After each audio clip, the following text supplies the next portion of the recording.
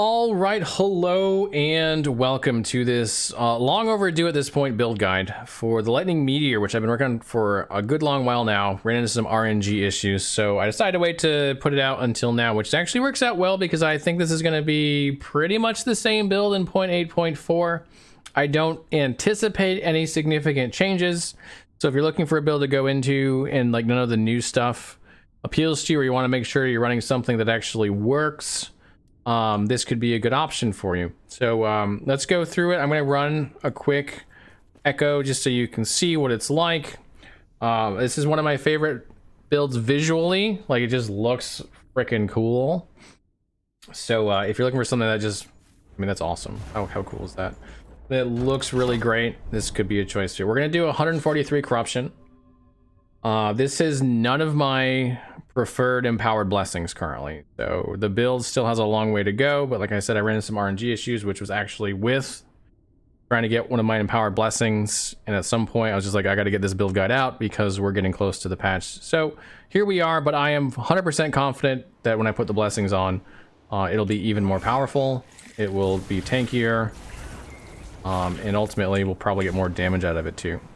So the build uses 2 damage skills, but one is your main damage, using static orb actually to put a buff on primarily, but also just to be a little bit more mana conservative. But the big damage is definitely coming from Lightning Meteor, which has, I believe right now we're at 100% crit. It should be 100% crit. I made some adjustments as I went, but it just annihilates packs now. And I have also made it to where it feels good to use. So one of the big issues with Meteor in the past is it takes forever for the meteor to drop, right? So it doesn't feel good, but there is a way to make it drop significantly quicker, and doing so makes it feel a lot like other skills that have similar AoE potential while still doing really big damage, because Meteor can do that.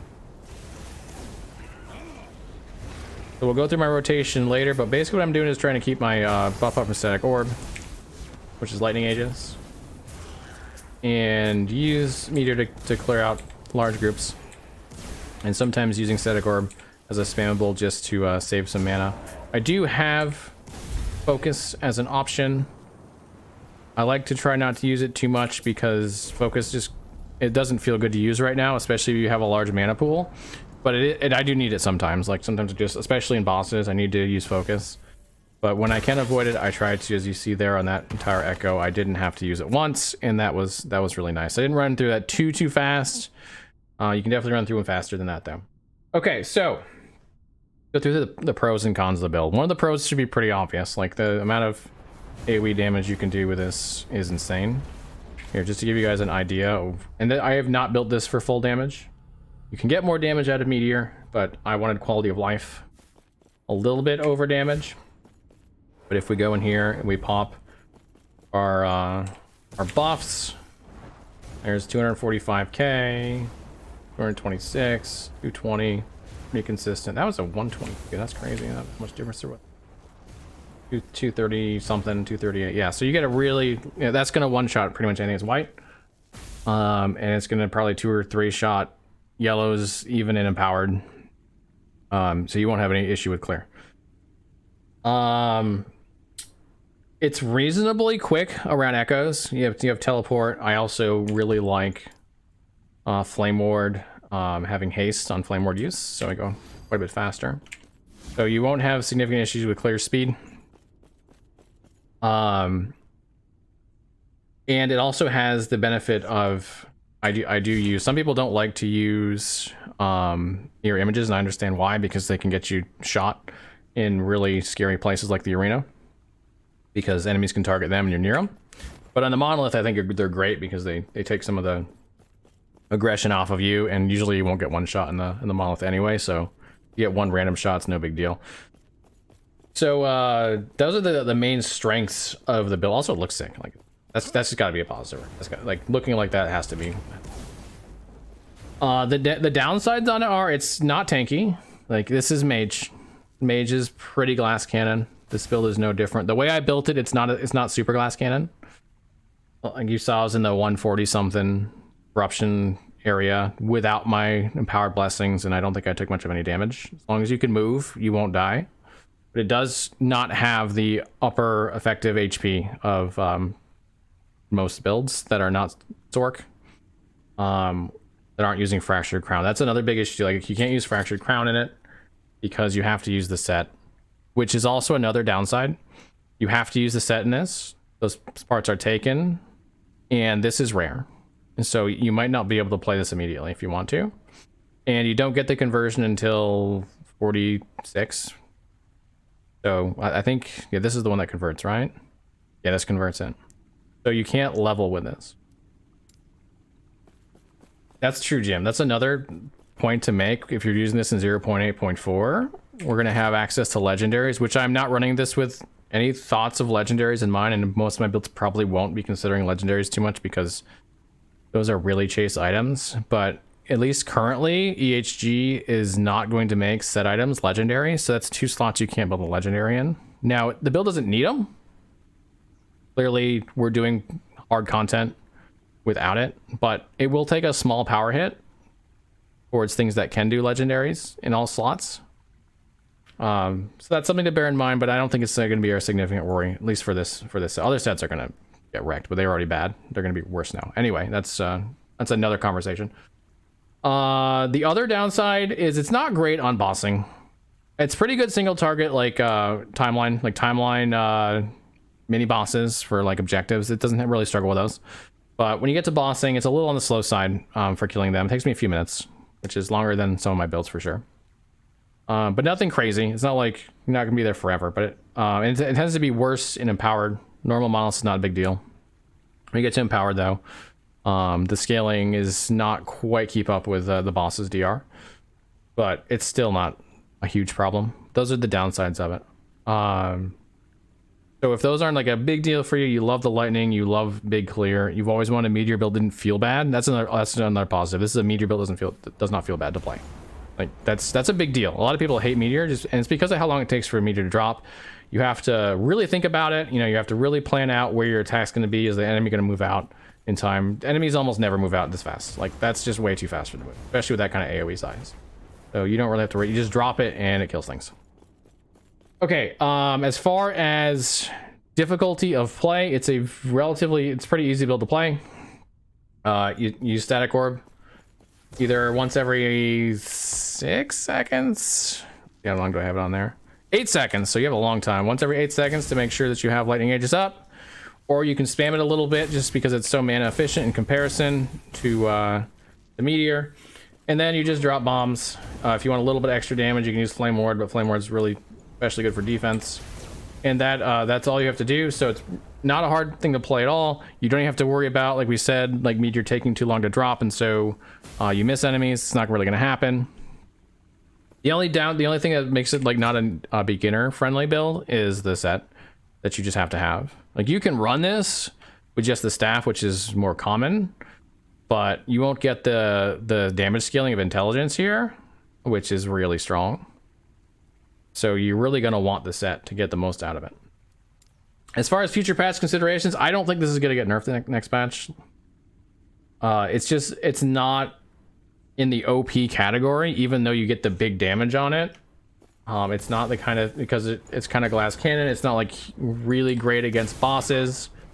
And people aren't like trying to push the leaderboards with it. So I don't think you'll have an issue with that. I think if you enjoy this playstyle, you are safe. I don't know for sure, and I'll let you know when 20.4 comes out if there are any nerfs, but I just don't anticipate any. So you should be good to go to bring this into 0.8.4 if you want to. If you want something that you can start, farming 0.8.4 with, this can do it. All right, let's go into the skills and the passive tree so you know how to build it. We'll start with a big boy, with Meteor. So there are a couple of paths here for damage and then one for quality of life. The first damage path is up here. You want to get extinction for the base crit and a large meteor chance, and then 90% crit multi up here in Astral Cataclysm. And then the other damage path is over here. Crushing Force is great. It's a double multiplier, 35% damage and 35% damage to full health enemies. So your first hits are going to be really, really powerful. Only one here. The cast speed is obviously a negative, but also the damage multiplier is not as big. If you want to do bigger damage and you're okay with the the attack speed or the cast speed, the actual fall speed being slower, you're okay with like more skilled play, you can buff the damage here. That is an option. In this particular version, we're just trying to make it feel really good and still do good damage, so we didn't take that. Except for the one we need to get a Stardust, and Stardust is really good because it's 80% multiplier for non-fire damage. Since we lightning converted, all our damage is non-fire, so all our damage is multiplied by 80%. The other thing I took up here is some more area. Just makes it feel a little bit better to have that.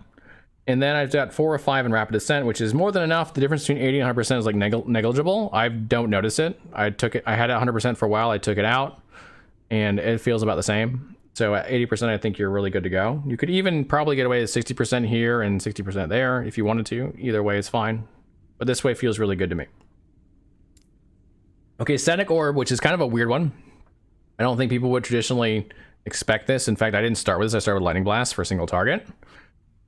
Which you can also do that, but the big benefit here is getting Lightning Aegis. Lightning Blast has access to Lightning Aegis as well, but it's not reliable.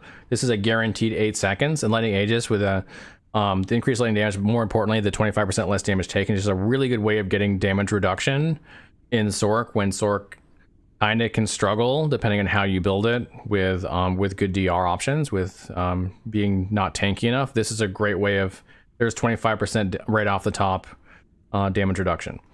So that's the primary reason we take it. From there on, we built it out just to add shock to the enemies so that meteors can hit for even more damage. So, and we've also made it more mana cost or mana friendly. So I've taken Ball Lightning and Insidious Force, which definitely decreases its damage potential, but that's okay. That's not what we're looking for. We're just looking for something we can spam or that we can use every 8 seconds that's not going to eat into Meteor itself. We take those, we go up here for Forking Surge into Open Circuit, and all this is really just to open up Scatter Blast for the 4 smaller orbs. This is going to allow us to shock the target more often.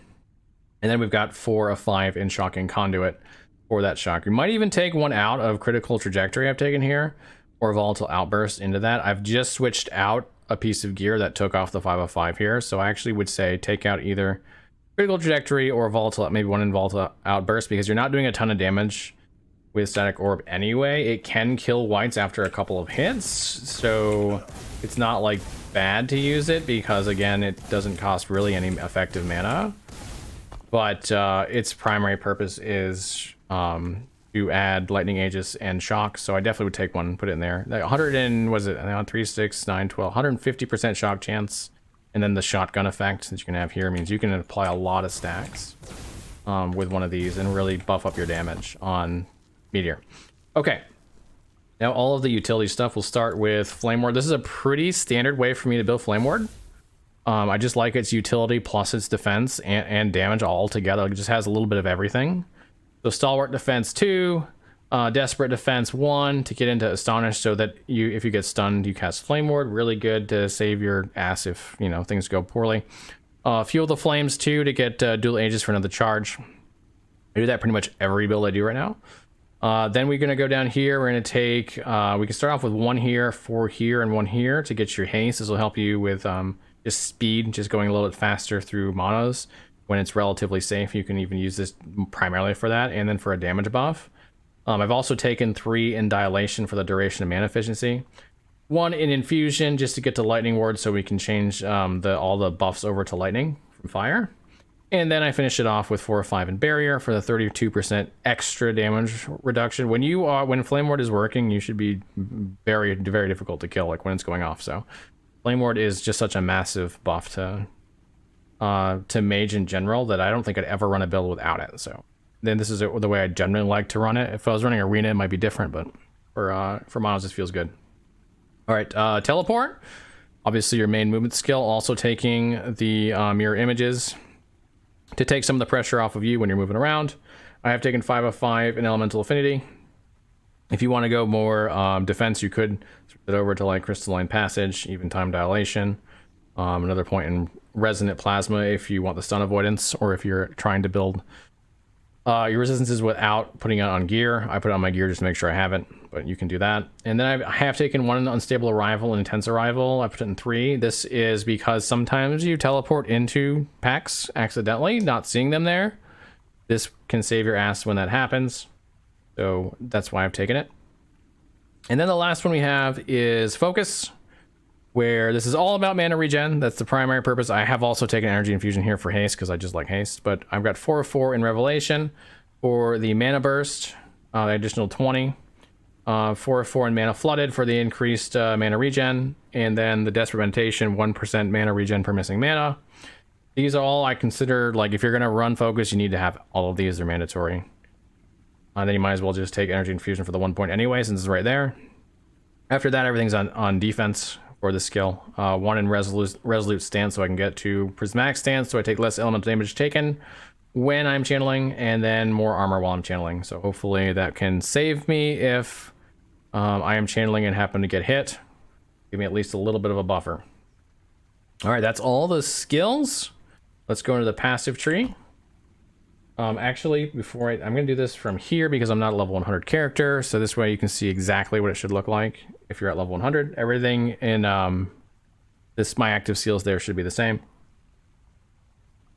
So we'll start with the base class, 8 of 8 in Scholar. Health is hard to get, and health is our primary defense with Mage, so 80 health is a big deal. The mana is nice as well. Arcanist, intelligence scaling is massive on this build. So when we get it, great. And fire resistance and lightning resistance is just more icing on the cake on that one too. Mage Flurry for increased attack speed or cast speed in particular. We're all about crit, so Knowledge of Destruction is a really nice thing to have as well. Did take 6 in Spellblade for the elemental damage, elemental resistance. If you're Captain Elemental Resistance, they're not taking that, but it's a nice way of getting both damage and defense. Calculated Destruction is huge. Between this and between Crackling Precision, we're getting 320% increased spell crit, which is insane because we are lightning, so this is doubled. That really covers a large portion of the amount of crit you're going to need, especially since Meteor itself has, was it +6? +6 base, or is it +8? It is +8, so you have 13% base crit and then 320% increase on top of that. Like, you're already gonna crit a lot without any gearing, so it really saves your gearing quite a bit. So Calculated Destruction, Brainstorm, mana regen's really good for this build. It just gives you more meteors before you have to focus, and the spell damage is great too. Wisdom, Intelligence, great. Mana gives you a little extra buffer there. 1 in Seronomancer, so we can get the leech, the lightning damage leech here, and the pen's nice too.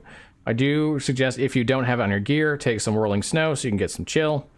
Then we're going to do 8 of 8 in Correcting Precision, like we talked about, 160% spell crit, and then crit multi 50%, great. Elemental Sense is nice too. You will stun a lot with this build, so adding stun, increased stun, elemental resistance, and damage, those are all beneficial stats. Adaptive spell damage here and mana regen's nice. Archmage, you'll be over 200 max mana, so this will be 15. And then cooldown recovery is just great in every build too. I've also taken 5 of 10 in Arcane Insight. You can switch this up too. This is like probably the least important. It's got intelligence. Intelligence is great, so it's not a bad thing to have. But you can also, if you want to go more defensive, you can take Arcane Avalanche, which freezes enemies. If you get below half health, it's saved my ass in arena multiple occasions. These are kind of like the use what you want sort of thing. This is also good too. Chronomancy, shock duration is a damage buff technically, and vitality for health. Like I said, it's hard to get health in Mage, so this is another way you could go with that. All right, that's the passives. Let's look at the gear. So you need the set, like we mentioned before. You got to have Vlatri's Storm Crown and Vlatri's Downfall. Technically, only need Downfall for the conversion, but as I mentioned, the 1 spell lightning damage per intelligence is huge, and the reason it's huge, obviously, that's base damage, and base damage can be hard to come by. But on top of that, Meteor has 800% effectiveness, so that means every intelligence you get, every 1 intelligence you get, or Meteor, is 4% increased damage and 8 base damage on Meteor. That's just insane scaling. That's why this the damage is so good. It's also got additional spell lightning on it. Oh, speaking of which, did that fix itself actually? No, it didn't. You see I've got 3 of 5 in here. This is actually a bug. I actually, if you're looking on my my planner, you're going to notice it says 22 and 3 of 5. So I want to point this out. This should be 23. It's a bug in the planner, and this should be 4 of 5. I had it like that on my actual character, and that's what it should be. Like, I have +2 meteor here, and then I have the +1 lightning. For whatever reason, the build guide or the build planner is not showing that, so just be aware of that. The extra point goes in that cast, or the fall speed. Okay, on the chest. Intelligence, that scalar level of meteor is great. If you can get an exalted version of the level of meteor, awesome. But try to make sure you get at least increased health as well. If you can get the other health, even better. This build's going to want health. That's just what scales best with everything really right now, but especially mage, where there's not a whole lot of, like, it doesn't have much armor scaling in its passive tree, doesn't have any dodge, it just doesn't have anything else to work with, so you just push as much health as you can get, and that's kind of how you go with it right now. Belt, same thing. Health, if you can. Lightning damage, mana regen are really the only, I mean, you can take out lightning damage if you want for the cleanse. A lot of people like the cleanse on it. I don't really use it. In arena, I'd probably use it a lot more, but I don't really use it that much. So that's up to you. Either lightning damage here or cleanse. Mana regen, I would prioritize over lightning damage.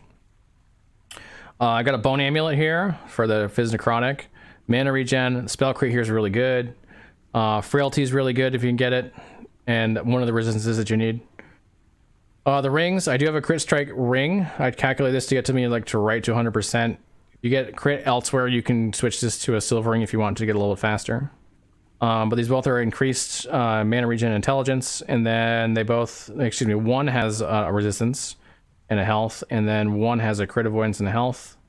This is assuming that you have a really good rolled Reign of Dragons crit avoidance on the empowered. If not, you might want more crit avoidance if you like to avoid, you know, getting crit, which is a good thing. As far as the gloves, you've got the Crusader gloves for the void res, int and crit strike. Hybrid health is amazing. Always want that here if you can get it. And then I've got my void resist here. Again, the resistances can be pretty much switched out.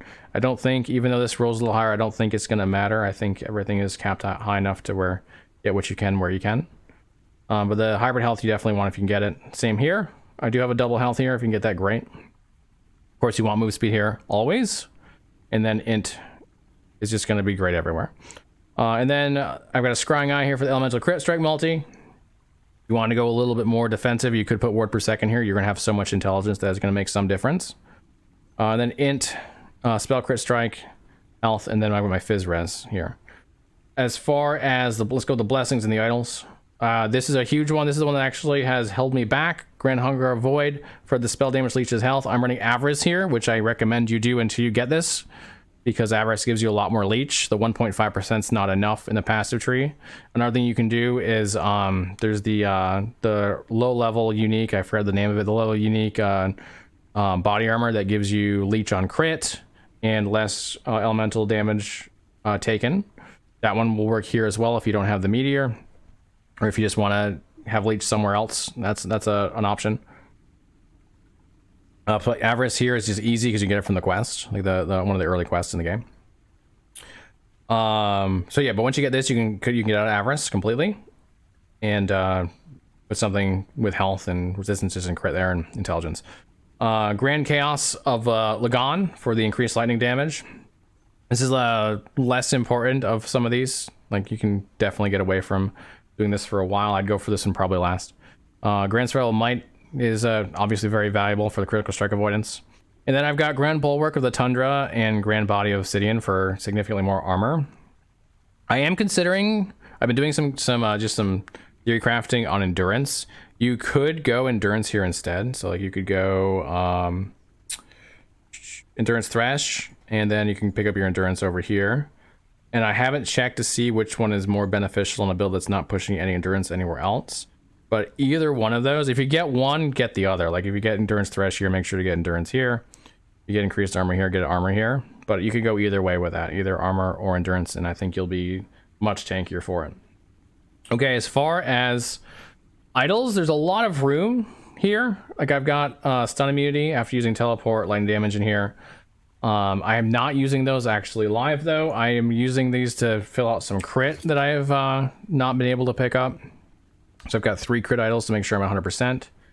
So definitely worth doing until you get more crit elsewhere. I might even update this to make that the baseline. The stun immunity is really nice if you can get it. And lightning damage, of course, is pretty good. Double health on these idols are just like, they're just great for every build right now.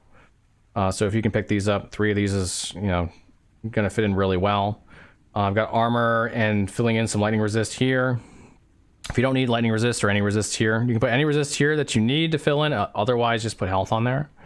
And then down here, I've actually got one of the lightning crit strike chances. And increased lightning damage doubled. If you have 300 or more maximum mana, which you will. So if you get something like that, awesome. Otherwise, prioritize the crit strike chance until you have 100% elsewhere. If you happen to, then you can prioritize the damage instead. All right, that's all the gearing. I think that's mostly everything. All we need to do now is just the rotation one more time, just to make it ultra clear. We did this earlier, but this is where I usually do it, so in case someone's looking for it. Static orb first. Get up your lightning ages. Once lightning age is up, you can start dropping your meteors. If you want a little extra damage, you can also pop Flame Ward, and that will definitely provide you with some. Or you can use Flame Ward defensively. If you want to be very careful, make sure you always have 1 charge of Flame Ward, so if you get stunned, it can go off. If you happen to run out of mana, which if you're playing liberally with Meteor, you definitely will. Focus for your mana back, and you probably want to teleport about once every 4 seconds or so to get out your mirror images, but you don't necessarily have to if you're not in significant danger. Otherwise, just use it as a movement skill. It does also provide though like armor and stun avoidance, so not like the worst thing to do it, but not a big deal if you're not hitting every 4 seconds. All right, that's the entire build guide. Thank you so much for watching. If you'd like to join us as we make these builds and just talk LE, play LE, do all kind of like lately it's been a lot of talk about 0.8, 0.4. I do stream usually about 6 days per week, 5 to 6 days per week, pretty much every week. Would love to have you there. I also have a Discord if you'd like to come in and ask questions or just chat with people in a setting that's less real time. That's also available to you. We'd love to have you. Thank you so much for watching. I really hope you enjoy this build as much as I have, and I will see you all again real soon.